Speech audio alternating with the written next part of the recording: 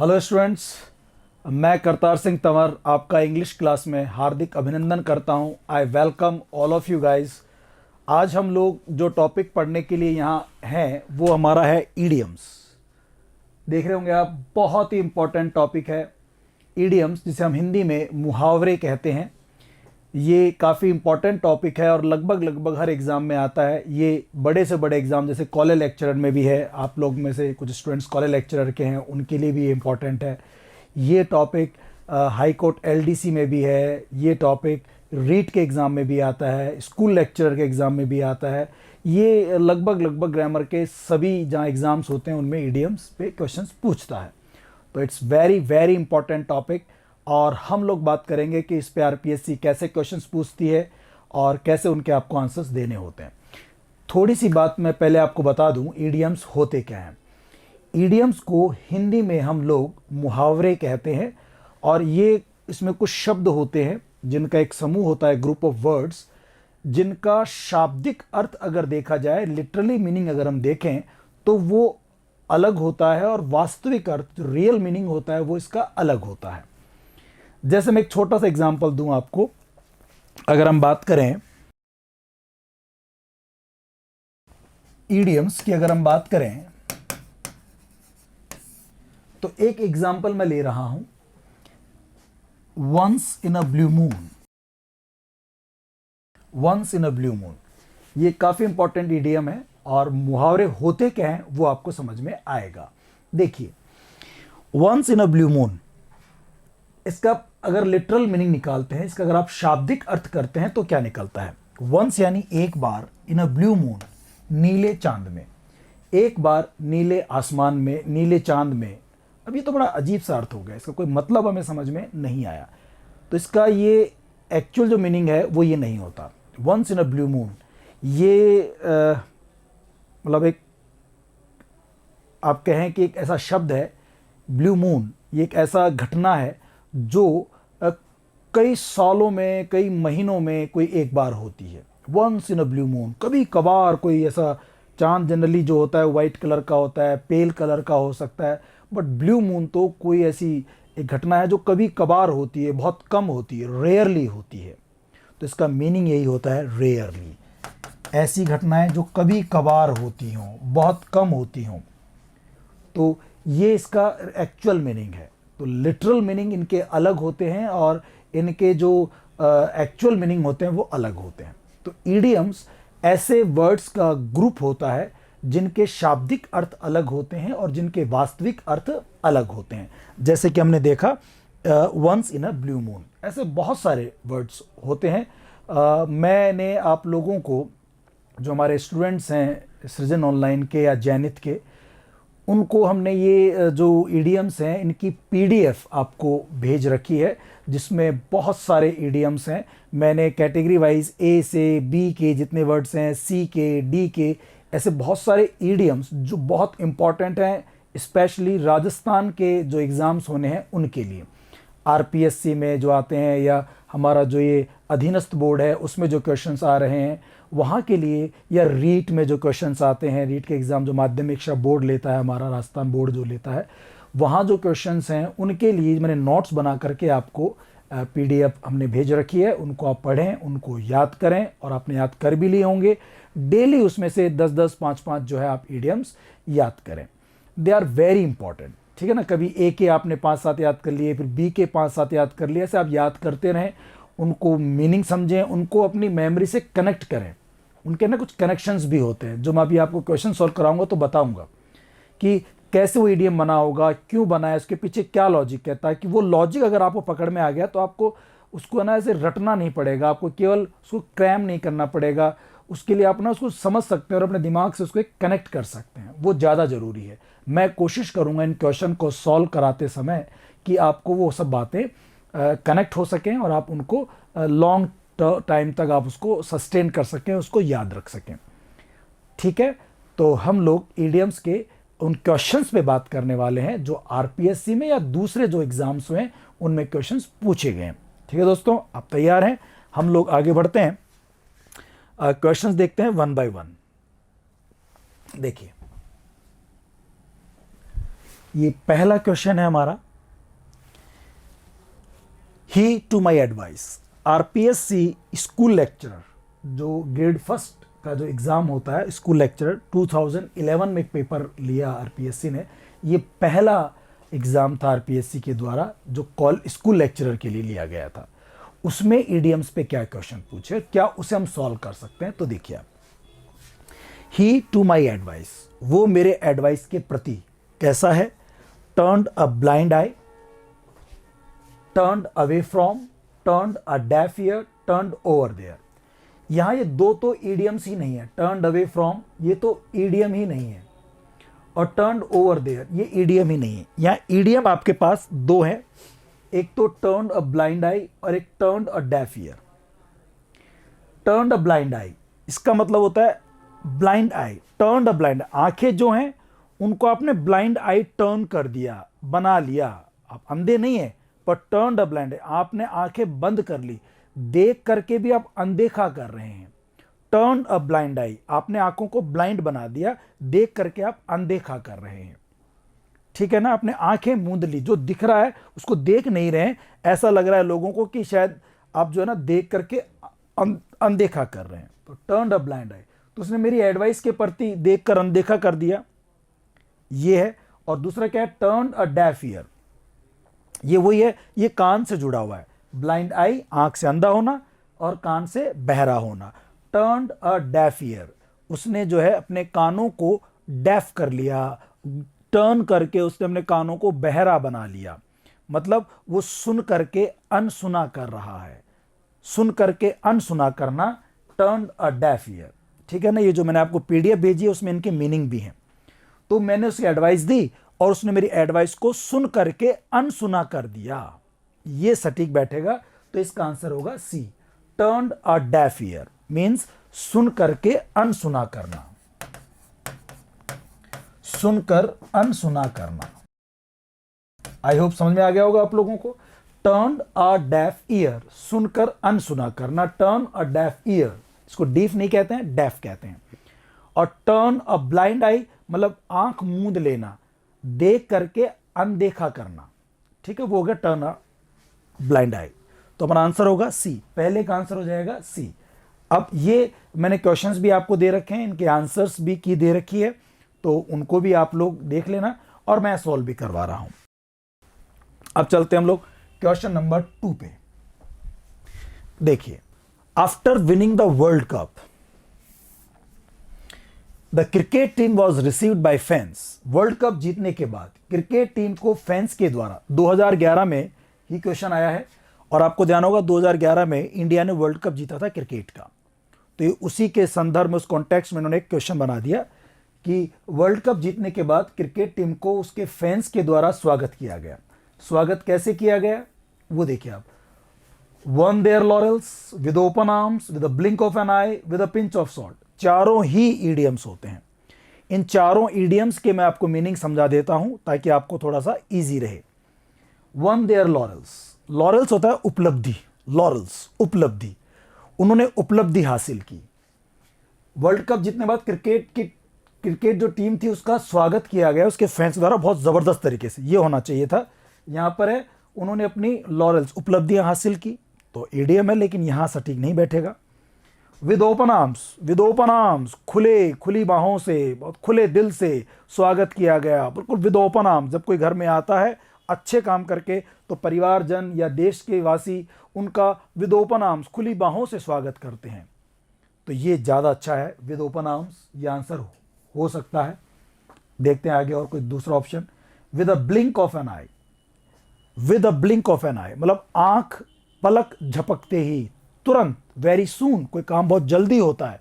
With a blink of an eye, आंख बंद की और इतनी देर में वो काम हो जाए। With a blink of an eye, पलक झपकते ही, तो पलक झपकते ही स्वागत किया, ये नहीं बैठेगा वो ना। विद ओपन आर्म्स वो ठीक रहेगा, तो दो तो गलत हो गए, एक सही लग रहा है। With a pinch of salt, थोड़ा सा, with a pinch of salt, थोड़ा सा ना, कम, बहुत कम मात्रा के लिए यूज हो रहा है, तो इसमें सही रहेगा आंसर विद ओपन आर्म्स। ठीक है, तो दूसरे का आंसर होगा बी, विद ओपन आर्म्स। ये 2011 में आया था क्वेश्चन भी। ओके, और देखिए आप लोग आगे बढ़ते हैं। There is between antibiotics and bacteria, antibiotics and bacteria, उन दोनों के बीच में होता है, बिटवीन एंटीबायोटिक्स एंड बैक्टीरिया, उन दोनों के बीच में होता है। ये भी 2011 में ही क्वेश्चन पूछा गया, दोनों के बीच में क्या होता है, एंटीबायोटिक्स और बैक्टीरिया। तो बैक्टीरिया को मारने के लिए एंटीबायोटिक्स होते हैं, ये एक दूसरे के विरोधी होते हैं, ये ओपोजिशन पार्टीज हैं, इनमें कॉन्ट्राडिक्शन होता है। जहां बैक्टीरिया होगा, अगर आपने वहां एंटीबायोटिक्स दे दिया तो बैक्टीरिया खत्म हो जाएगा। तो दोनों के बीच में जबरदस्त दुश्मनी होती है, लड़ाई होती है, उनके बीच में कोई प्रेम भाव नहीं होता, वे एक दूसरे को मारने के लिए तैयार रहते हैं जिसका मौका मिल जाए। अगर एंटीबायोटिक्स अगर स्ट्रांग है तो वो बैक्टीरिया को मार देंगे, बैक्टीरिया स्ट्रांग है तो वो एंटीबायोटिक्स को मार देंगे, खत्म कर देंगे। तो दोनों में कोई प्रेम नहीं होता, दोनों में जबरदस्त दुश्मनी होती है। तो इसके लिए हमारा जो ईडीएम है वो है नो लव लॉस्ट। बीच में, दोनों के बीच में खोने के लिए कोई प्यार नहीं होता। एक्चुअली बीच में प्यार है ही नहीं तो क्या खोएंगे वो। नो लव लॉस्ट, खोने को कोई प्यार नहीं है, कोई मोहब्बत नहीं है, उनके बीच में लड़ाई होती है। ये ईडीएम होगा थर्ड का सी, नो लव लॉस्ट। ठीक है, आगे बढ़ते हैं। देखिए अब, ही वॉज मर्डर्ड, उसका मर्डर किया गया, he was murdered in cold blood, out of blood, about blood, from blood. EDM हमारे पास है इन कोल्ड ब्लड, आंसर भी यही होगा। ये होता है क्या इन कोल्ड ब्लड, मर्डर करने के लिए स्पेशल यूज आता है in cold blood. It means बहुत ठंडे दिमाग से, सोच समझ करके, प्लानिंग बना करके आपने किसी को मारने का प्लान बनाया, और प्लान भी ऐसा बनाया कि उसको आप बहुत बुरी तरह से, ब्रूटली, आप उसको क्रूअल्टी से मारेंगे। आप उसका जो है उसको मतलब बहुत ज़बरदस्त तरीके से आप बदला ले रहे हैं और उसका मर्डर कर रहे हैं, जिसमें कोई रहम नहीं है। निर्दयता से, निर्ममता पूर्वक किसी को ठंडे दिमाग से सोच करके बड़ी क्रूअल्टी से, ब्रूटलिटी से मारना मर्डर इन कोल्ड ब्लड कहलाता है। ठीक है ना, ये बहुत ही अच्छा फ्रेज और न्यूज़पेपर में अक्सर आता रहता है, तो इंपॉर्टेंट है, इसको याद करना चाहिए। उसका मर्डर, जैसे एक तो देखो क्या होता है कि जैसे मान लीजिए आपने मुझे कुछ गलत कह दिया, मुझे गुस्सा आया और मैंने ऐसे आपको टिका दिया, एक थप्पड़ मारा, और गलती से थप्पड़ मारा, आपका सिर जो है वो दीवार के लग गया, किसी कोने पे लग गया, पत्थर पे लग गया, और वहीं पता नहीं कुछ ऐसी घटना हुई, ऐसी जगह लगा कि आप उसी समय खुदा न खास्ता आप एक्सपायर हो जाएं।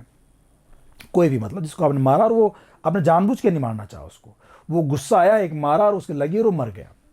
तो ये तो हो गया हॉट ब्लड में, गुस्सा आया, खून गर्म था, आपने मारा और वो मर गया।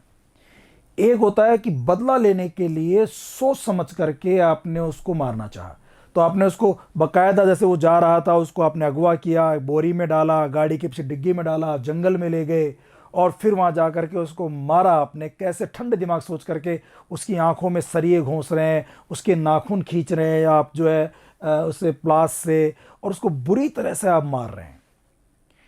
ठीक है ना, उसकी पलक खींच रहे हैं और उसको आंखें, उसकी आंखों में अंगुलियां डाल के आंखों की वो गोटियां बाहर निकाल रहे हैं। तो वो जो इस तरह से मारना होता है वो होता है मर्डर्ड इन कोल्ड ब्लड। तो याद रहेगा आपको, he was murdered in cold blood, बिल्कुल उसको निर्ममता पूर्वक मारा गया। आ रहा समझ में आपको, ऐसे आंसर ही आएगा। ओके, और देखिए आप लोग next question, the fate of the accused. Accused होता है वो व्यक्ति जिस पर आरोप लगाया गया है, आरोप साबित नहीं हुआ है, आरोप अभी खत्म भी नहीं हुआ है, बस आरोप लगाया गया है, उसको बोलते हैं अक्यूज, जिस पे अक्यूजेशंस लगाए गए हैं। फेट यानी भाग्य, किस्मत। अक्यूज का जो फेट है, जो किस्मत है, वो stands by balance, hangs in the balance, springs on the balance, closes in the balance. Balance संतुलन भी होता है, बैलेंस तराजू भी होती है, तराजू को बैलेंस कहते हैं। बैलेंसेस दो पलड़े होते हैं, balances. Stands by balance, hangs in the balance. तो यहाँ ईडियम एक्चुअली एक बी ही है, हैंग्स इन द बैलेंस, आपने पढ़ा होगा। हैंग्स इन द बैलेंस मतलब जैसे वो बैलेंस है या कोई तराजू है, उसमें लटका दिया, अगर एक तरफ लटक गए तो दूसरा पलड़ा ऊपर हो जाएगा, उधर लटक गए तो ये पलड़ा ऊपर हो जाएगा, तो कभी इधर कभी इधर, कभी ये ऊपर कभी ये ऊपर, इसे कहते हैं अधर झूल में लटका हुआ है। जो आरोपी का जो भाग्य है वो अधर झूल में लटका हुआ है कि उसे जज क्या सजा देगा। अभी ट्रायल चल रहा है, केस चल रहा है, उसे पता नहीं क्या सज़ा मिलेगी, उसे फांसी मिलेगी, उम्र कैद मिलेगी, या उसकी सज़ा माफ़ कर दी जाएगी, क्या होगा क्या नहीं होगा। अभी उसका भाग्य जो है वो अधर झूल में लटका हुआ है। द फेट, भाग्य of the accused Hanks in the balance, वो अधर झूल में लटका हुआ है। बैलेंस, बैलेंस यानी आप समझ लें ऐसे कि तराजू है, उसमें हैंग लटक रखा है, तो अधर झूल में लटका हुआ है। आई होप इससे आपको याद रह जाएगा, हैंग्स इन द बैलेंस। तो अपना आंसर होगा बी, फिफ्थ का आंसर होगा B, hangs in the balance. एक एक क्वेश्चन समझ में आ रहा है आपको, इस तरह से क्वेश्चंस करने होते हैं। ये भी 2011 में था, 5 क्वेश्चन थे। ओके, आगे बढ़ते हैं हम लोग। Question number 7, to shed crocodile tears. Crocodile होता है मगरमच्छ। इस जानवर की एक खास बात है, इसकी जो आंखों की जो ग्रंथियां होती है ना, ये वाली जो ग्रंथियां होती हैं आंखों में कुछ यहां पर, ये कुछ इस तरह की होती है कि जैसे खुश होता है ना क्रोकोडाइल, जैसे हैप्पी होता है, इसकी ना ये ग्रंथियों में से कुछ केमिकल सीक्रेट्स होते हैं, कुछ स्त्राव होता है केमिकल्स का, रसायन का, और एक पानी सा निकलता है जब ये खुश होते हैं। तो हमें लगता है कि शायद आंखों से पानी निकल रहा है तो रो रहा है बेचारा, ये रो रहा है। बट वो क्रोकोडाइल के टीयर्स दुख के आंसू नहीं होते, वे तो वैसे निकलते हैं रिएक्शन के थ्रू, तो केमिकल रिएक्शंस हैं, और खासकर तब निकलते हैं जब वो खुश होता है।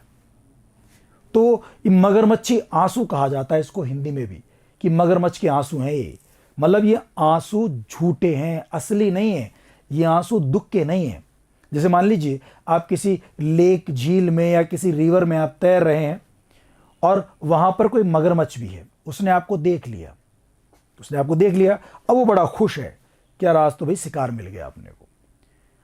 अब वो जैसे खुश होगा उसकी आंखों में क्या आएंगे, आंसू आएंगे, और आपको लगेगा यार बेचारा रो रहा है, मैं देखता हूं या देखती हूं जाकर के क्यों रो रहा है बेचारा। आप और नजदीक जाएंगे, उसके और आंसू आएंगे, आपको दया आ जाएगी। बट वो आंसू असली नहीं है, वो दुख के आंसू नहीं है, वो नकली आंसू हैं, वो पाखंड है, झूठ है, आडंबर है, तो वो हिपोक्रेट है, वो फॉल्स हैं, नकली हैं।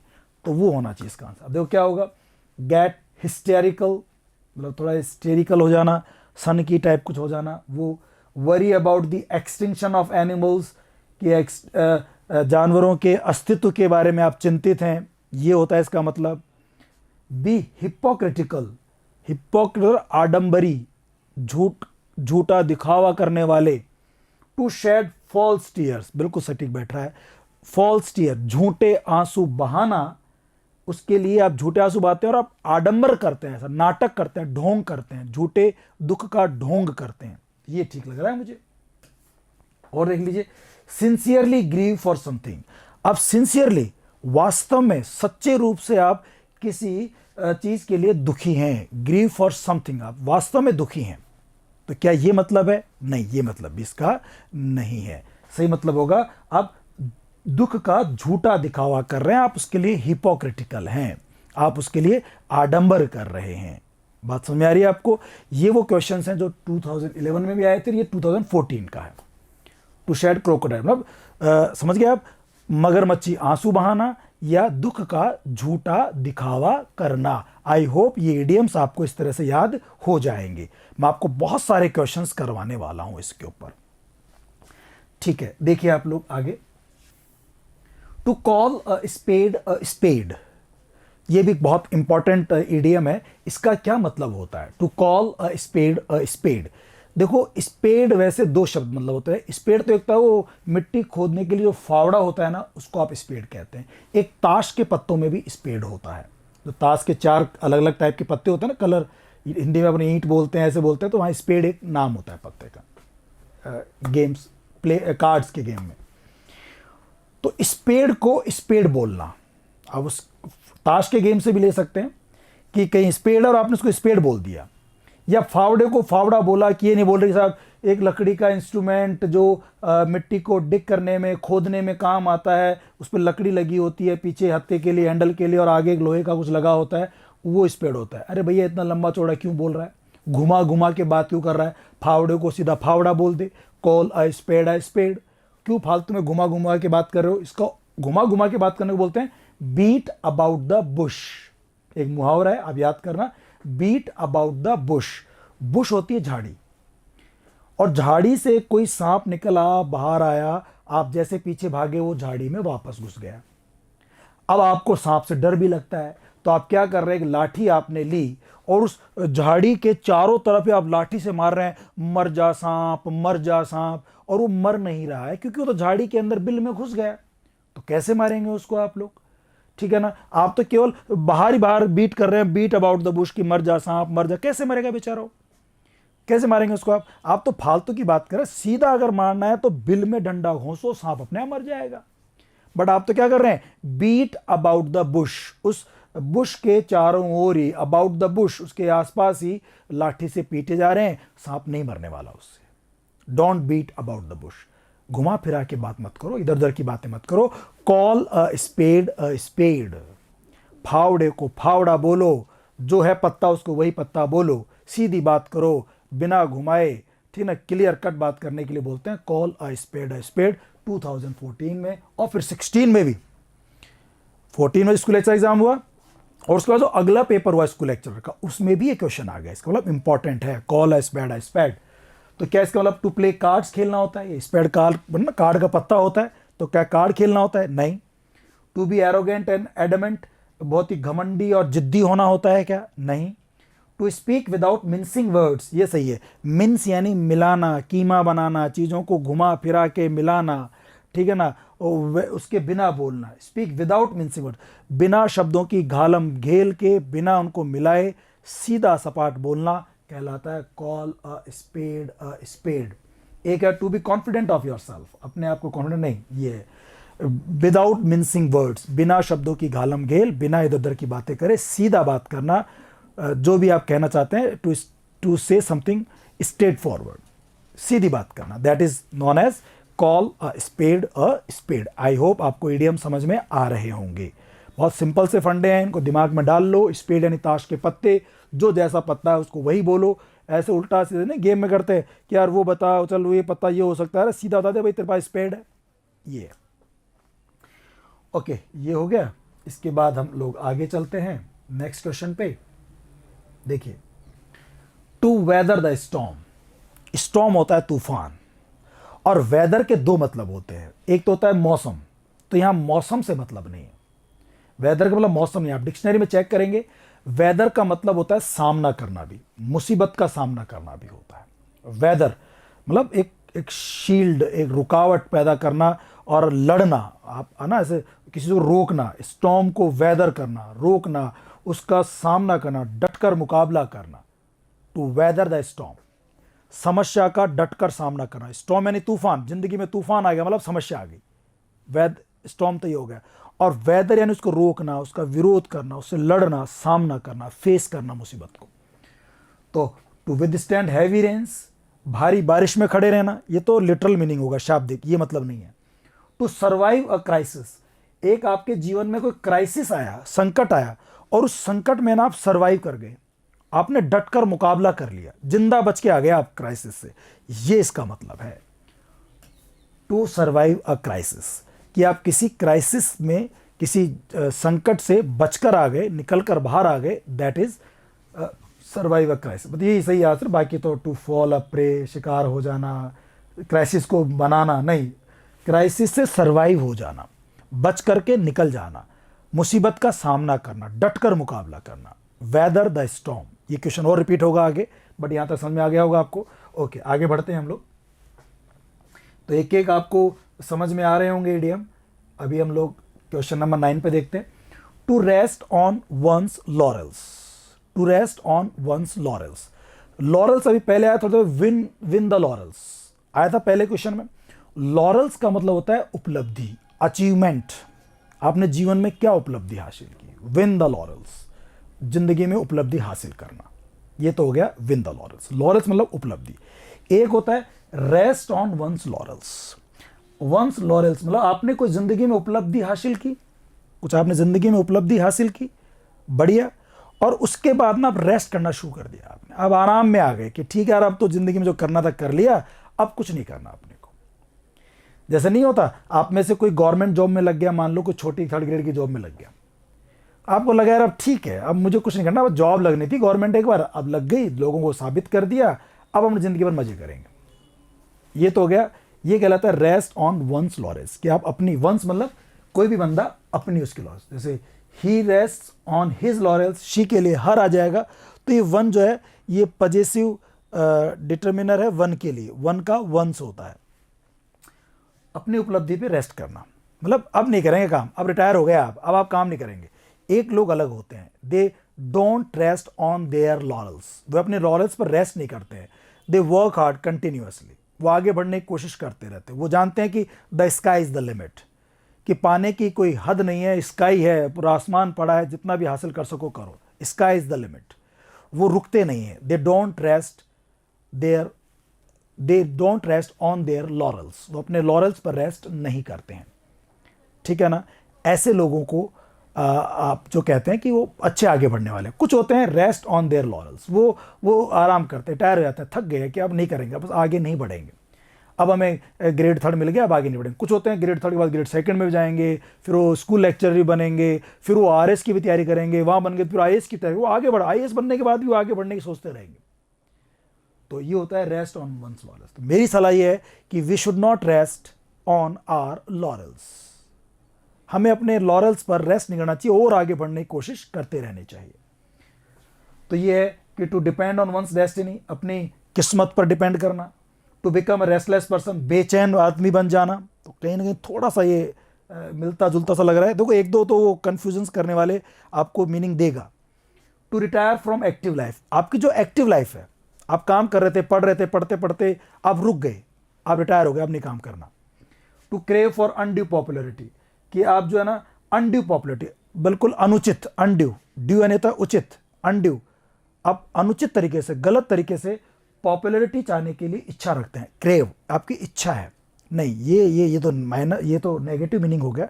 ये है कि to retire from active life, आप एक्टिव लाइफ से रिटायर हो जाना चाहते हैं, आप चाहते हैं कि यार बस अब नहीं करेंगे काम, अब मुझे कुछ नहीं करना, बस मैं रिटायर ले रहा हूं, मतलब मैं आराम करूंगा, ये मीनिंग होगा see, to rest on one's laurels का। ये सटीक आंसर है इसका, ठीक है। और देखिए आप, writing novels is my bread and butter, novels लिखना मेरा ब्रेड एंड बटर है। एक्चुअली यहां पे अंडरलाइन था, writing novels is my bread and butter, novels लिखना मेरा ब्रेड एंड बटर है, मैं नॉवेल्स लिखता हूं, ये मेरी ब्रेड एंड बटर है। तो इसका शाब्दिक अर्थ है कि ब्रेड और बटर, ब्रेड और मक्खन नहीं, ये मतलब है कि भाई ब्रेड एंड बटर मतलब रोजाना खाना होता है। वो आप जो अंग्रेज लोग होते हैं वो ब्रेड एंड बटर मतलब उनकी रोटी, रोजी रोटी है, मतलब वो उनकी जीविका का साधन है। वो अगर नॉवेल्स नहीं लिखेंगे तो उनको ब्रेड एंड बटर नहीं मिलेगी, उनको रोटी नहीं मिलेगी, उनकी रोजी रोटी पे संकट आ जाएगा। तो नॉवेल्स लिखना उनके लिए मेन काम है, उनकी रोजी रोटी है, इसको आप कहते हैं ब्रेड एंड बटर, कि वो उनकी जीविका है, उनकी आजीविका है। तो writing novels is my bread and butter, तो इसमें क्या हो जाएगा, लाइवलीहुड, जीविका, बिल्कुल ठीक है। पैशन है, फर्स्ट लव है, हॉबी है, नहीं, देखो ये कंफ्यूज करेंगे, फर्स्ट लव तो ठीक है, पैशन भी ठीक है, बट यहाँ ब्रेड एंड बटर है, इसका मतलब रोजी रोटी है, आजीविका का साधन है, घर का खर्चा उसी से चलता है, नॉवेल्स लिखने से ही, राशन पानी घर में उसी से आता है, ब्रेड और बटर उसी से आता है, तो होगा लाइवलीहुड, ठीक है ना। और देखते हैं हम लोग आगे बढ़ते हैं। Next question, he is not a great lawyer but he has the gift of the गैब, अंडरलाइन इसमें होगा द गिफ्ट ऑफ द गैब, ये मुहावरा है, ये एक्चुअली अंडरलाइन है, आपके जो पेपर्स मैंने आपको दिए उसमें तो अंडरलाइन ही होगा, बट यहाँ पर वो एरर हो गई, वो पीपीटी बना से मुझे लग रहा है अंडरलाइन लगाया नहीं, अंडरलाइन था इसके अंदर, गिफ्ट ऑफ द गैप, वरना क्वेश्चन समझ में नहीं आएगा आप लोगों को। वो बहुत ही ग्रेट लॉयर नहीं है, बहुत अच्छा कानून का कोई जानकार नहीं है, but he has the gift of the gap, लेकिन उसके पास ना गिफ्ट ऑफ द गैप है, ये वो पुरानी मैथोलॉजी से शब्द लिया गया है। गिफ्ट ऑफ द गैप मतलब होता है बोल चाल का जबरदस्त टैलेंट है उसके अंदर, टैलेंट ऑफ स्पीकिंग, बोलने का तगड़ा टैलेंट है, आर्ट ऑफ स्पीकिंग जबरदस्त कला है, वो वाकपटु है, गिफ्ट ऑफ द गैप है, विटी पर्सन है, वो ना कैसे अपनी बात किसी से मनवानी है, परस्यू करना है, किसी को राजी करना है अपनी बात से, वो जानता है। कैसे अपनी बात को ऊपर रखना है वो जानता है। वो ना बातों कैसे घुमाना है वो जानता है। उसके पास गिफ्ट ऑफ द गैब है, मतलब बोलने का ज़बरदस्त टैलेंट है, टैलेंट ऑफ स्पीकिंग, बोलने का टैलेंट कि आप कैसे अपनी बात को मनवा लो, कैसे अपनी बात को ऊपर रखो, ये आपको आता है। बहुत सारे लोग हैं जिनको, जैसे नरेंद्र मोदी के लिए आप कह सकते हैं कि he has the gift of the gap. अपने यहाँ पहले वो आपने देखा होगा सिद्धू, जो कमेंट्री भी करता था और शायरियाँ तुरंत बना लेता है, उसके पास गिफ्ट ऑफ द गैप है।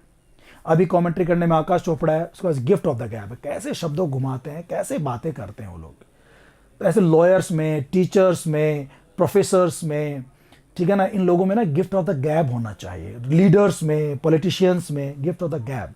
गिफ्ट ऑफ द गैप मतलब बोल चाल का टैलेंट होना चाहिए। अपनी बात कैसे राजी करवाना है लोगों को, कैसे अपनी बात से मनवाना है, वो मोदी में है और बड़े बड़े लीडर्स में है। गिफ्ट ऑफ द गैप होता है। टीचर्स में भी होना चाहिए, लॉयर्स में होना चाहिए। तो गिफ्ट ऑफ द गैप क्या होता है? टू फाइट द केस, कि आपको किसी केस को लड़ने की आपके अंदर वो है, लॉयर के हिसाब से नहीं। वाइजनेस, बुद्धिमानी नहीं। टू नो द ट्रूथ, आप ट्रूथ जानते हैं। ए टैलेंट फॉर स्पीकिंग, आपके अंदर स्पीकिंग का टैलेंट है, बोलने का टैलेंट है, तो ये होना चाहिए। ए टैलेंट फॉर स्पीकिंग, आपके अंदर बोलने का जबरदस्त टैलेंट है, गिफ्ट ऑफ द गैप है आपके अंदर, ठीक है ना, ये होना चाहिए। और देखिए आप लोग, आगे बढ़ते हैं हम लोग। I give him a piece of my mind, ये पूरा ही ना ईडियम है। I give him a piece of mind, give someone a piece of mind, आप किसी को अपना माइंड का एक पीस दे रहे हैं। पीस मतलब टुकड़ा होता है। पीस ऑफ माई माइंड, अपनी मतलब मन की बात किसी को कर रहे हैं, इसका मतलब है कि भाई आप उसको, अरे पीस ऑफ माइंड, उसको आप गुस्सा हो रहे हैं आप उसके ऊपर, उसने गलत काम किया और उसको इस वजह से आप डांट रहे हैं, उसको आप डांट रहे हैं, फटकार रहे हैं। Give him a piece of mind, है ना, किसी को अपने दिमाग से, अब इसको पीस टुकड़ा होता है, लेकिन पीस मतलब शांति भी कह सकते हैं, कि मन की शांति भंग हो रही है। वो जो PEACE होता है, उसका स्पेलिंग अलग होता है, बट थोड़ा याद करने का ट्रिक समझ लो आप, कि आप किसी को ना अपने मन की शांति दे रहे हो, मतलब आप गुस्सा हो रहे हो, आप उसको डांट रहे हो, उसको फटकार रहे हो, तो इसमें आएगा स्कॉल्डेड हिम। आई स्कॉल्डेड हिम, मैंने उसे डांटा, फटकारा। स्कोल्ड यानी डांटना होता है। आगे है लिटिल बिट, एक गिफ्ट, मैंने गिफ्ट दिया है। सरप्राइज हिम, सरप्राइज कर दिया, नहीं, मैंने उसे डांटा। स्कोल्ड यानी डांटना, फटकाना। चाइल्ड, स्कोल्ड, ठीक है ना, ये किया। तो give him a piece of mind, किसी को अपने मन की ऐसे ना, ऐसे गुस्से कहना, उसको डांटना, फटकारना, वो कहलाता है। ओके, अब हम आते हैं क्वेश्चन नंबर 13 पे। इन कैमरा, ये ईडियम कहाँ से बना? देखिए आप, जैसे जो सुप्रीम कोर्ट या जितने भी कोर्ट्स होते हैं उनकी कार्रवाई होती है, या कोई ऑफिशियल जो कार्रवाइयाँ होती हैं, वो एक बंद कमरे के अंदर कार्रवाई होती है, और उसमें है ना, कई बार उसमें कैमरा भी लगा दिया जाता है, कि आपको अगर वो बात बाद में बतानी हो तो रिकॉर्ड कर लेते हैं उसको बंद कमरे में। कोई सीक्रेट जो बातें होती है उनको वो बंद कमरे में करते हैं, और इन कैमरा मतलब उसको रिकॉर्ड भी कर लेते हैं, ये फैसले हुए थे उस बैठक के अंदर। तो इन कैमरा मतलब छोटी सी कोई एक जगह पे, तो स्मॉल बल्ब इन कैमरा नहीं, ए फिल्म इन कैमरा नहीं, इन अ डार्क रूम, अंधेरे वाले रूम में, ये भी नहीं होगा। ये कैमरा के लिए होता तो है, लेकिन ये यहाँ पर नहीं होगा। एट अ सीक्रेट और प्राइवेट प्लेस, कि बंद कमरे में कहीं कोई मीटिंग चल रही है, सीक्रेट और प्राइवेट प्लेस पे, उसे कहते हैं इन कैमरा। पहले के है ना, जैसे जजेस वगैरह की या कोई और ऐसे मीटिंग होती थी, एक बंद कमरे के अंदर प्राइवेट प्लेस में, किसी को पता ना चले, इन कैमरा ऐसे कहते हैं इसको ना, एट अ सीक्रेट और प्राइवेट प्लेस। ओके, फिर आगे बढ़ते हैं हम लोग। इस पर आ जाएगा डी। देखिए, once in a blue moon, ये मैं आपको बता भी रहा था। Once in a blue moon, इसका मतलब होता है जो घटना कभी कभार होती हो, रेयरली, कभी कभार होने वाली घटना, once in a blue moon. तो once in a decade, once in a year, very rarely, जो बहुत कम होती है, कभी कभार होती है, उसको कहते हैं आप once in a blue moon. बहुत कम, कभी कभार होने वाली घटना, उसे आप कहते हैं once in a blue moon. Okay, फिर देखिए आप, to accept the gauntlet. Gauntlet क्या होता है? पुराने ज़माने में जब योद्धा लड़ते थे, जो लड़ाके, जो नाइट्स बोलते हैं इंग्लिश में उनको, KNIGST, वो जो लड़ते थे तो उनके आर्मर्स, जो अस्त्र शस्त्र होते थे, उनके जो कपड़े होते थे लड़ाई लड़ने के, उसमें एक ना ग्लव्स टाइप होते थे हाथ में पहनने के लिए, ग्लव्स जो ऐसे मेटल्स के बने होते थे। वो ऐसे कोई ऐसे रोका तो, ऐसे तलवार लगी तो उसे रोक लिया करता था, उसको ऐसे हर्ट नहीं होते थे फिर उससे, उसे कहते थे गॉन्टलेट। और ना पुराने ज़माने में अंग्रेज़ों की एक परंपरा थी कि एक नाइट, एक योद्धा, वो दूसरे नाइट के पैरों पर, ऐसा ना फीट के ऊपर गॉन्टलेट फेंकता था, वो ग्लव्स फेंकता था। अब दूसरा नाइट अगर उसे गॉन्टलेट को उठा लेता है, इसका मतलब एक्चुअली होता क्या था, जो पहला योद्धा जो गॉन्टलेट फेंक रहा है पैरों पे, वो उसको चैलेंज कर रहा है कि अगर तुमने ये गॉन्टलेट उठा लिया तो तुम्हें मुझसे लड़ना पड़ेगा। अगर गॉन्टलेट उठा लिया तो इसका मतलब तुमने मेरे चैलेंज को एक्सेप्ट कर लिया, तुम लड़ने को तैयार हो। जैसे अपने हिंदू मिथोलॉजी में भी आपने सुना होगा, पढ़ा होगा, रामायण में, जैसे कि राम भगवान ने वो अश्वमेघ यज्ञ किया था, और वो यज्ञ करके घोड़े को छोड़ दिया करते थे। जो भी राज्य उस घोड़े को पकड़ लेगा, रोक लेगा, उसे उससे लड़ाई लड़नी पड़ेगी। अगर आप में हिम्मत है लड़ने की तो आप घोड़ा रोक लीजिए और आपको फिर लड़ना पड़ेगा। अगर वो घोड़ा फिर नहीं रोका तो जहाँ तक घोड़ा चला गया वहाँ तक राज आपका ही हो गया, फिर आपका ही राज्य है, वो आपका साम्राज्य है। तो वो अपने यहाँ घोड़े को अश्वमेघ यज्ञ हुआ करता था। अंग्रेजों का यहाँ ये परंपरा है कि आपने गॉन्टलेट किसी योद्धा के पैरों में फेंका कि अगर वो उस चैलेंज को एक्सेप्ट करता है, लड़ने को तैयार है, तो उसको उठा लेगा, उसको पिकअप कर लेगा, उसको टेकअप कर लेगा। तो टू एक्सेप्ट द गॉन्टलेट, कि आपने गॉन्टलेट को एक्सेप्ट कर लिया, अब आप लड़ना चाहते हो, इसको टेकअप द गॉन्टलेट भी कहते हैं, इसको पिकअप द गॉन्टलेट भी कहते हैं, और एक्सेप्ट भी एक सरल भाषा में कह सकते हैं। चैलेंज स्वीकार करना, टू एक्सेप्ट डिफीट, हार मान लेना नहीं, टू एक्सेप्ट अ चैलेंज, आपने एक्सेप्ट कर लिया चैलेंज को। टू सफर ह्यूमिलेशन, बेइज्जती स्वीकार करना, टू एक्सेप्ट एन ऑनर नहीं, चैलेंज को स्वीकार करना, लड़ने को तैयार रहना, टू एक्सेप्ट अ गॉन्टलेट या पिकअप द गॉन्टलेट या टेकअप द गॉन्टलेट, ये होता है। तो मैंने आपको ये टेकअप द गॉन्टलेट में लिखवा रखा है, जो आपको नोट्स मिले हुए हैं। ओके, फिर देखिए, इफ यू डिस्टर्ब मी, यदि तुमने मुझे डिस्टर्ब किया, if you disturb me, I shall off my story, अगर डिस्टर्ब करोगे तो ना मैं मेरी स्टोरी को भूल जाऊंगा, मैं डिस्टर्ब हो जाऊंगा, तो मुझे याद नहीं रहेगी, जो मैं कहानी सुना रहा हूँ वो मैं सुना नहीं पाऊंगा, मेरा जो एक बैठा हुआ है तारतम्यता, मेरा जो फ्लो बना हुआ है वो फ्लो टूट जाएगा। तो पुटअप विथ सहन करना होता है, ये मुहावरा है, पुटअप विथ सहन करना, इसको फ्रेजल वर्ब में भी याद कर सकते हैं आप। वेस्ट वंस ब्रेथ, आपने अपना प्रयास विफल कर दिया। लूज द थ्रेड, मतलब आपका जो फ्लो था वो लूज द थ्रेड, वो क्रम टूट जाएगा, आप भूल जाओगे, आप क्या कह रहे थे वो भूल जाओगे, ये सही है। मूव विथ टाइम, समय के अनुसार चलना नहीं, अगर डिस्टर्ब किया ना तो मैं लूज द थ्रेड, अपना जो कहानी का जो फ्लो है, क्या स्टोरी है, उसका जो ताना बाना जो बुन रहे हैं वो कहीं छिटक जाएगा, कोई धागा टूट जाएगा बीच में से, तो डोर टूट जाएगी, कहानी का जो डोर है, जो कहानी की जो फ्लो है वो खत्म हो जाएगी। तो lose the thread, lose the thread, ये हो जाएगा इसका, ठीक है ना। तो बातें समझ आ रही है आपको, इस तरह से ईडियम्स के क्वेश्चन सॉल्व करने होते हैं, इनको याद करें आप लोग। मैंने आपको बहुत सारे ईडियम्स दे रखे हैं, उनको याद करते जाइए तो फिर दिक्कत नहीं आएगी। To be ill at ease, देखो इससे दो टुकड़े कर लो आप। एट ईज, एट ईज का मतलब क्या होता है? एट ईज एक मुहावरा है। एट ईज मतलब अच्छा महसूस करना, एट ईज कंफर्टेबल फील करना, आपको सही लग रहा है, at ease. To be ill at ease, इसका मतलब आपको अच्छा नहीं लग रहा। इल यानी बुरा होता है, आपको कोई काम करने में आपको अच्छा नहीं लग रहा, आप कंफर्टेबल फील नहीं कर रहे, आप सही नहीं लग रहा आपको। To be ill at ease. तो to be disturb in mind, mind में डिस्टर्ब हो रहे हैं। टू बी फिजिकली डिस्टर्ब, नहीं फिजिकली नहीं, माइंड का जरूर हो सकता है। To be disturb due to sickness, बीमारी की वजह से डिस्टर्ब हो रहे हैं। बीमारी वाला इल से मतलब बीमारी से नहीं है, मतलब अच्छा महसूस नहीं हो रहा आपको बस। टू बी मेंटली डिस्टर्ब, आप मेंटली डिस्टर्ब हैं, आप डिस्टर्ब इन माइंड, आप disturb due to sickness, physically disturb, तो मतलब to be disturb in mind, mentally disturb नहीं, वो तो थोड़ा सा ऐसे पागल वागल टाइप कुछ हो गया। To be disturb in mind, आपके दिमाग में ना कुछ ऐसे डिस्टर्बेंस चल रही है, कुछ तो आपको अच्छा सा महसूस नहीं हो रहा, कंफर्टेबल फील नहीं हो रहा, तो आप करेंगे इसके अंदर to be disturbed in mind.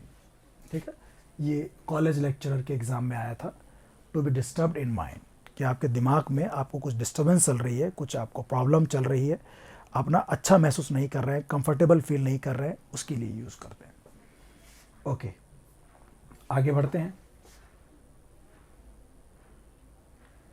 देखिए, there is no way of coping with orders, there is no way of coping with orders. आदेशों को कॉपी करना, उनकी नकल करने का कोई तरीका नहीं है। देयर इज नो वे, कोई तरीका नहीं है of coping with orders, orders को कॉपी करने का। दैट कम, जो ऑर्डर आते हैं, ऐसे ऑर्डर को कॉपी करने का कोई तरीका नहीं है। That come in through out the year, जो कि पूरे साल ना आते हैं। किस तरीके से? पाइपिंग हॉट, पाइपिंग हॉट होता है वेरी हॉट, बहुत गर्मा गर्म। मतलब पाइपिंग हॉट एक वैसे तो ये ना होटल लाइन से जुड़ा हुआ या केक वेक बनाने का और इन सब चीज़ों में आता है बहुत ज़्यादा गर्म। एक पाइपिंग मशीन आती है, उससे गर्म गर्म भाप सी निकलती है, उसको पाइपिंग मतलब बहुत गर्मा गर्म, वो मतलब नहीं होगा यहाँ पे। पार्ट एंड पार्सल मतलब अभिन्न अंग, very important part of the life. Part and parcel जो आते हैं नहीं। फिट्स एंड स्टार्ट्स मतलब होता है फिट्स एंड स्टार्ट्स। फिट्स आप ऐसे समझ लो इसको, आप थोड़ा ट्रिक बनाने की अगर आप कोशिश करें तो ये हो सकती है कि फिट्स यानी होता है कि आप जो है ना जैसे फिट आता है उसको फिट आते हैं, उसको दौरे आते हैं, फिट दौरे आते हैं उसको फिट। एंड स्टार्ट्स, दौरे आते हैं तो काम रुक जाता है, आपको शरीर में दौरा आ गया तो कुछ नहीं कर सकते आप, वो अब काम रुक गया आपका, फिर आप स्टार्ट हो गए, फिर दौरा आ गया, फिर स्टार्ट हो गए। फिट्स ऐस लग रहा है, स्टार्ट्स, तो फिट्स एंड स्टार्ट्स, कभी काम रुकता है तो कभी काम चलता है, कभी काम रुकता है तो चलता है। रेगुलर नहीं हो रहा काम, इरेगुलर हो रहा है, अनियमित रूप से हो रहा है। तो ऐसे ऑर्डर जो साल भर कभी आते हैं कभी नहीं आते, कभी आते हैं कभी नहीं आते, तो ऐसे कामों को ना आप कॉपी ढंग से नहीं कर सकते, ये होगा। और ह्यू एंड क्राई होता है ना, शोर शराबा, नॉइज, हो हल्ला, शोर शराबा, तो शोर शराबे में साल भर आते हैं, नहीं, ऐसे ऑर्डर को आप कॉपी नहीं कर सकते जो कभी आते हैं और कभी नहीं आते, इरेगुलर जो रहते हैं, अनियमित जो रहते हैं, उसके लिए आएगा फिट्स एंड स्टार्ट्स। ये भी कॉलेज लेक्चरर के एग्जाम में भी आया है, तो जो लोग कॉलेज लेक्चरर के एग्जाम की तैयारी कर रहे हैं उनके लिए क्वेश्चन इंपॉर्टेंट हो गया है। ठीक है ना, देखिए आगे बढ़ते हैं। फिर एक कॉलेज लेक्चरर के एग्जाम में क्वेश्चन था, देखिए वहाँ 4 ईडियम आ गए। अब यहाँ कर क्या है, storm in a tea cup, आपको एक ईडियम दे दिया और उसका मीनिंग पूछ रहा है आपसे। अब कप होता है छोटा सा जिसमें चाय पीते हैं हम लोग, उस कप में तूफान आ गया। अब बताओ, तूफान छोटे कप में आ सकता है क्या? समुद्र में तूफान आ गया, सुना होगा हमने, महासागर में तूफान आ गया, धरती पे तूफान आ गया, और बड़ी बड़ी जगह तूफान आ सकता है। कप में तूफान आ गया, कोई बोल रहा है मतलब उस कप में तूफान कैसे आ सकता है? आप मतलब छोटी सी बात को ना बड़ा बना रहे हो, आप राई का पहाड़ बना रहे हो, आप मुद्दे को ना बड़ा चढ़ा करके बता रहे हो। ऐसा कोई मुद्दा है नहीं, है ना, बड़ी सब ये अपना हाइपरबली कर रहे हो, एग्जैगरेशन कर रहे हो कि साहब कप में जो है वो तूफान आ गया। मतलब छोटी सी बात का मुद्दा बना रहे हो, इशू बना रहे हो, फस कर रहे हो आप, मेक अ फस। तो ईगर एक्सपेक्टेशन, बहुत ज़बरदस्त आपको उम्मीदें हैं किसी चीज़ से। केयरलेस बिहेवियर, आपका व्यवहार अच्छा नहीं है। फस अबाउट समथिंग अनइम्पॉर्टेंट, कोई चीज़ अनइम्पॉर्टेंट है और उसका ना फस कर रहे हो आप, मुद्दा बना रहे हो, मुद्दा है नहीं, छोटी सी बात का आप इशू बना रहे हो, राई का पहाड़ बना रहे हो।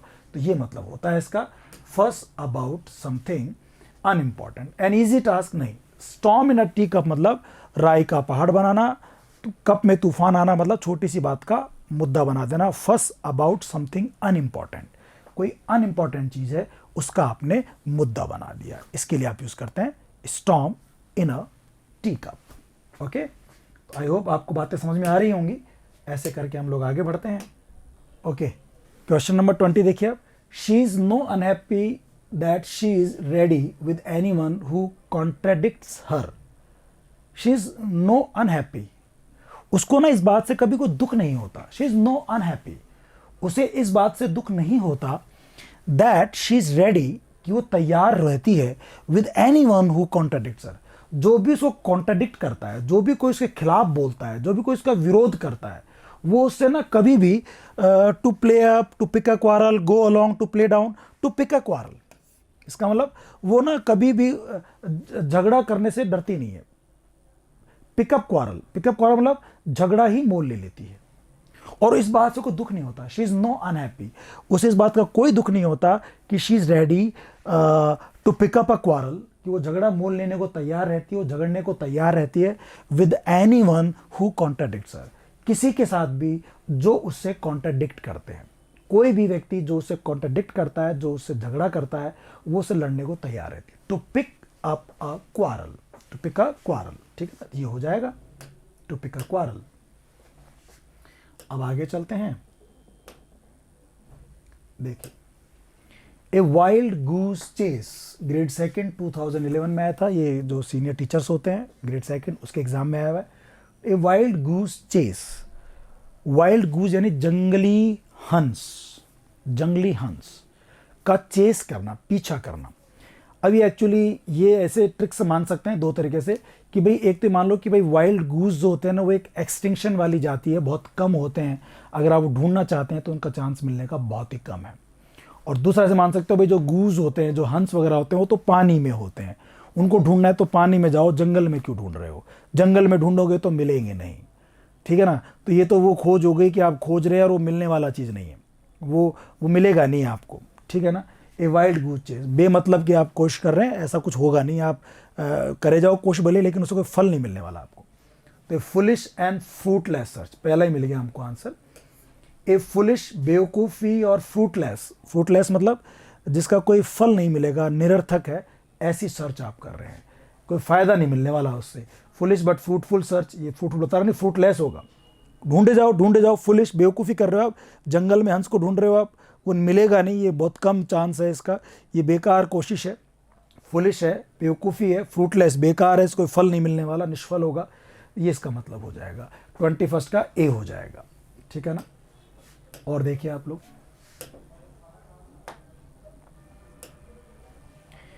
ए वुल्फ इन शीप्स क्लॉथिंग, ए वुल्फ इन शीप्स क्लॉथिंग, एक वुल्फ को, एक भेड़िए को अगर आप भेड़ के कपड़े पहना दो तो बाहर से दिखने में वो लगेगी भेड़, और भेड़ होती है बहुत भोला, बहुत ही भोला जानवर माना जाता है, सीधा साधा, सीधे साधे का प्रतीक होता है भेड़। कपड़े बाहर से आपने भेड़ के पहना रखे हैं, बट अंदर से वो भेड़िया है, और भेड़िए बहुत ही बेकार जानवर होते हैं, वो कभी भी आप पर हमला कर देंगे, कभी भी वो धोखा दे देंगे, ठीक है ना। वो बाहर से दिखने में आपको सॉफ्ट अच्छे दिख रहे हैं, बट वो अंदर से खतरनाक हैं। तो जो आडंबरी होते हैं ना, जो धोखा देने वाले लोग होते हैं, जो बेकार लोग होते हैं, वो कहते हैं ना मुंह में राम और बगल में छुरी, वो वाले लोग हैं कि दिखने में तो आपको भेड़ लग रहे हैं, बट वाकई में वो अंदर से भेड़ ही हैं। और दोस्तों आजकल जो अधिकतर लोग हैं ना वो ऐसे ही हो गए हैं कि आपके सामने बड़ी मीठी मीठी बातें करते हैं भेड़ की तरह, बट अंदर से वो बहुत ही खतरनाक हैं, वो शिकारी हैं, वो भेड़िए हैं, वो मौके की तलाश आते ही आपको झपट्टा मार देंगे, आपको दाव पेच करके आपको हरा देंगे, आपको मतलब धोखा दे देंगे। ऐसे लोगों को बोलते हैं ए वुल्फ इन शीप्स क्लोथिंग। तो ये हिपोक्रेट लोग होते हैं, ये आडंबरी लोग होते हैं। ऑनेस्ट मैन होते हैं, सिंसियर होते हैं, ऑनेस्ट एंड सिंसियर नहीं, ये ढोंगी लोग होते हैं, हिपोक्रेट है, ढोंगी है, वुल्फ इन शीप्स क्लोथिंग। ये तो बहुत ही सिंपल है, आपको समझ में आ गया होगा, ढोंगी लोगों को कहा जाता है। आगे देखिए आप, a dead letter, a dead letter यानी, ये लेटर यानी अक्षर होते हैं, पत्र भी होता है। तो ये ऐसे लेटर हैं, ऐसे पत्र हैं, ऐसे अक्षर हैं, ऐसे शब्द हैं कानून के जो अब डेड हो गए हैं। कानून के ऐसे नियम कायदे हैं, ऐसे अक्षर हैं, ऐसे शब्द हैं जो अब प्रचलन में नहीं है। ये ऐसे कानून हैं जो अब मान्य नहीं है, इनमें देयर इज़ नो फोर्स, अब इनमें कोई ताकत कोई बल नहीं है, क्योंकि कानून ख़त्म कर दिए गए हैं। तो ऐसे कानून जो ख़त्म कर दिए गए हैं, कानून जो निरस्त हो गए हैं, रद्द हो गए, उनको आप कहते हैं ए डेड लेटर। तो नो लॉन्गर लाइफ, जिनको पसंद नहीं करते, नहीं, नो लॉन्गर इन फोर्स, ऐसे कानून जिनमें अब बल नहीं रहा, जिनमें अब ताकत नहीं रही, जिनमें अब कानून का कोई बल नहीं है, वो होगा no longer in control, no longer dead. मतलब ए डेड लेटर का समझो ऐसे कानून जो अब मान्य नहीं है, नो लॉन्गर इन फोर्स, अब इनमें कोई फोर्स नहीं बचा, ठीक है ना, ये होगा ए डेड लेटर। ऐसे कानून जो कि अब मान्य नहीं है। आगे चलते हैं, इन अ जिफी, इन अ जिफी मतलब पलक झपकते ही, with a blink of an eye, पलक झपकते ही जो काम हो जाए उसे कहते हैं इन अ जिफी, बहुत जल्दी में। अच्छा इडियम है, इन अ जिफी मतलब तुरंत, वेरी सून, पलक झपकते ही, एट वंस, वेरी सून, ये हो जाएगा इन अ जिफी। वेरी सून, बहुत ही जल्दी में। और देखिए आप, there is no smoke without fire. बहुत अच्छी कहावत है, हिंदी में बोलते हैं। देखो, अगर कहीं धुआं उठा है इसका मतलब आग तो लगी है। बिना आग लगे धुआं नहीं उठता। आग मतलब आग लगाई है आपने, कोई कारण है। जब कोई कारण होगा आग लगेगी ना, तभी धुआं उठेगा, तभी कोई रिजल्ट आएगा। ऐसे धुआं नहीं उठता, ऐसे कोई बात नहीं बनती। कोई कारण तो हुआ है, कोई घटना तो हुई है, इसका मतलब इसी वजह से धुआं उठ रहा है, इसकी मतलब इसका तो परिणाम है। तो कोई ना कोई कारण है किसी परिणाम के पीछे। कोई परिणाम बिना कारण के नहीं आता, यही है। There is no effect without a background. बिना बैकग्राउंड कोई प्रभाव नहीं होता। There is no effect without a cause. ये ज्यादा अच्छा है कि बिना कारण के कोई परिणाम नहीं होता। देयर इज नो इफेक्ट, कोई धुआं नहीं उठता विदाउट अ कोज, बिना किसी आग के, बिना किसी कारण के। तो ये होगा, there is no effect without a cause, there is no smoke without fire. तो ये स्मोक हो गया इफेक्ट, फायर हो गया कारण। तो इसका आंसर होगा बी। ओके, आगे देखिए आप लोग।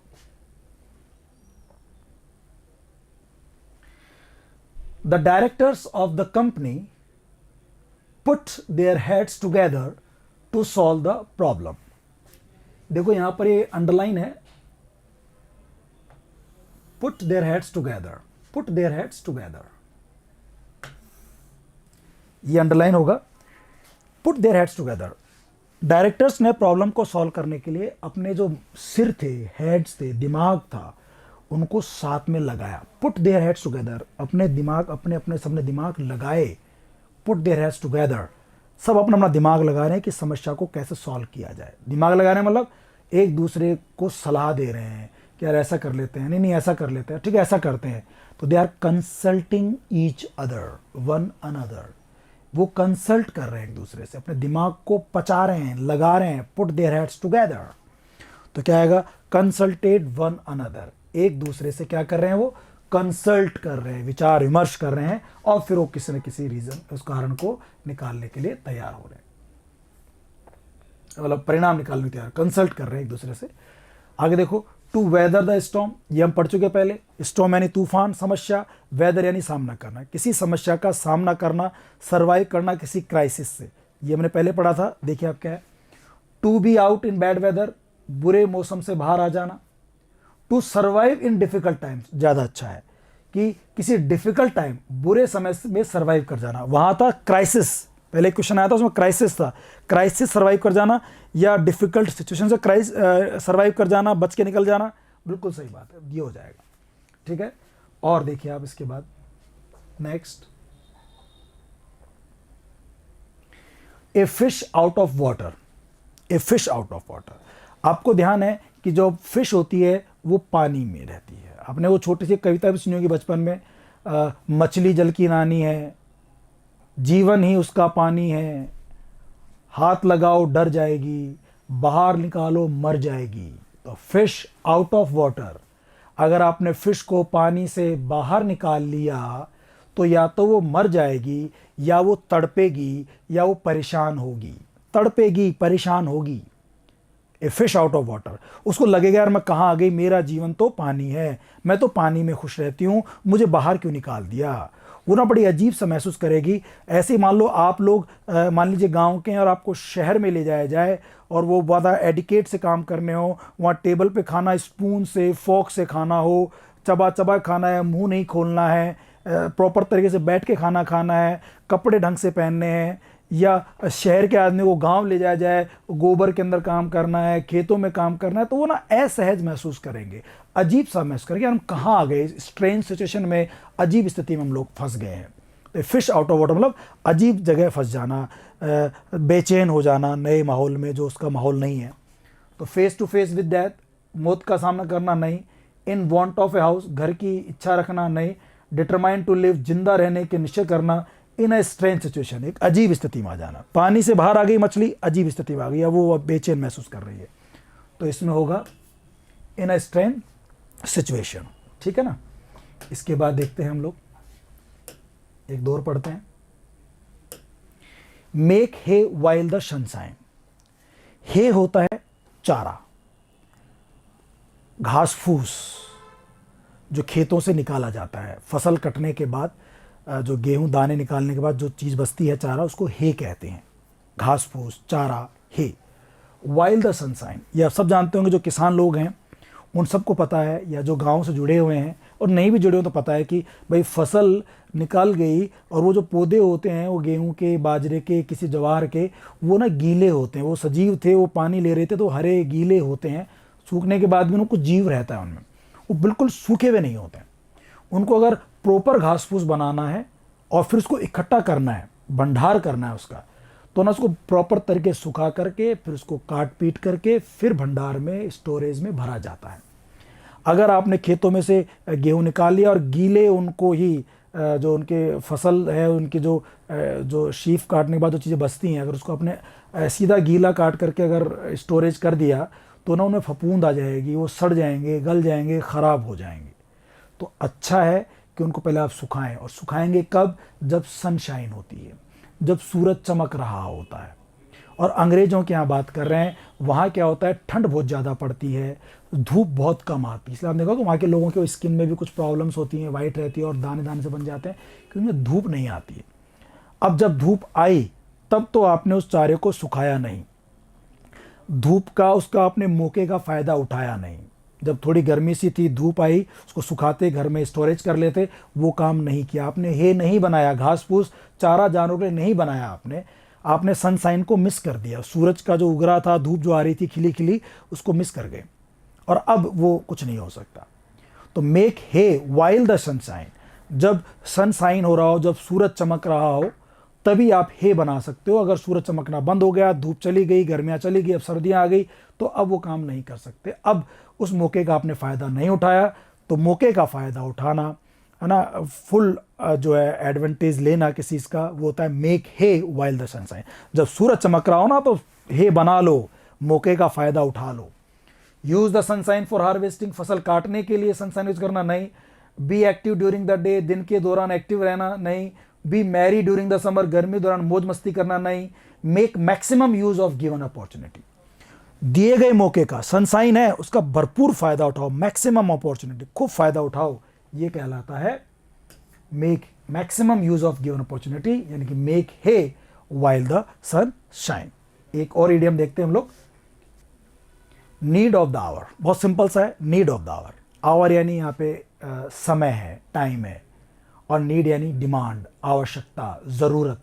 समय की ज़रूरत क्या है, आज समय की ज़रूरत क्या है, समय की डिमांड क्या है, ठीक है ना, क्या प्रचलन में है, क्या फैशन में है, क्या रिक्वायरमेंट है, गिवन टाइम जो आज समय है उसमें कहते हैं कि लो भाई साहब इंग्लिश की बहुत requirement, English is need of the hour, computer knowledge is need of the hour, money is need of the hour, knowledge is need of the hour. समय की मांग क्या है, समय की ज़रूरत क्या है। तो द मोस्ट एसेंशियल रिक्वायरमेंट, सबसे ज़्यादा ज़रूरत क्या है, वो नहीं, the requirement at a given time, अभी जो समय दिया गया है उसके हिसाब से ज़रूरत क्या है। ए डायर नेसेसिटी, बहुत ज़्यादा आवश्यकता, टाइमली रेमेडी नहीं, ये नहीं। The requirement at a given time, जो समय है, नीड ऑफ द आवर, उस समय की डिमांड क्या है, आज की डिमांड क्या है, the requirement at a given time. तो आई होप आपको ये इडियम समझ में आ रहे होंगे। इस तरह से क्वेश्चन सॉल्व करने होते हैं। मैं अलग अलग एग्जाम में आए हुए क्वेश्चन, ये जैसे क्वेश्चन आरपीएससी ग्रेड सेकंड 2014 में भी आया हुआ है, ये जेएलओ का जो जूनियर लीगल ऑफिसर एग्जाम होता है उसमें भी आया हुआ है। तो ऐसे हम क्वेश्चन देख रहे हैं किस तरह क्वेश्चन पूछे जाते हैं और कैसे उनके आंसर्स देने होते हैं, ठीक है ना। अब मिलते हैं हम लोग छोटे से ब्रेक के बाद। आई होप कि ये वाली क्लास आपको समझ में आई होगी। Thank you so much, see you in next class, till then bye bye and take care, thank you.